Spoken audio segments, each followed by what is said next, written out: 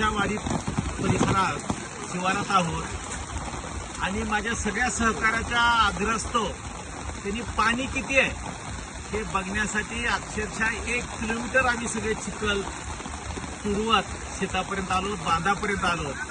तात्या करवरचा हा कांदा आहे आणि त्याच्या पाठीमागं तात्याच्या भावानं कांदा दाखवला. आता हे शक्य नाही, हा आता खराब झाला, नासला. आणि विशेष करून रागूची वाडी असेल, केकस्थळवाडी असेल, जाधववाडी असेल, हे धाराशिव मंडळात असल्यामुळं ह्या 65 mm पेक्षा जास्त अतिवृष्टीमध्ये येत नाहीत.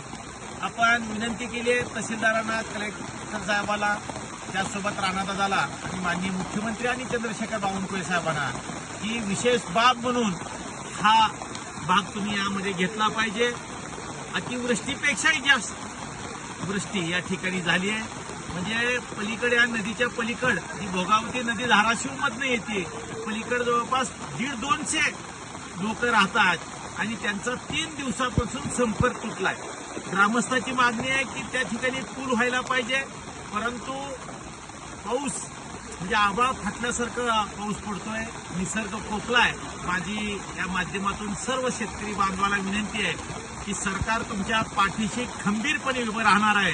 काळजी करू नका. मान्य आहे प्रचंड नुकसान झालंय, पण काही ना काही 100% सरकार आपल्याशी देऊन आपल्या पाठीशी उभा राहील. मी आई तुळजाभवानीचा आज नवरात्राचा आज पहिला दिवस, पहिली माळ आई तुळजाभवानीला वंदन करतो, नतमस्तक होऊन प्रार्थना करतो की शेतकऱ्यावर, सर्वसामान्यावर जे संकट आलंय ते आता थांबव. तूच आमची कैवारी आहेस, तूच आमची कल्याणकारी आहेस, एवढीच विनंती.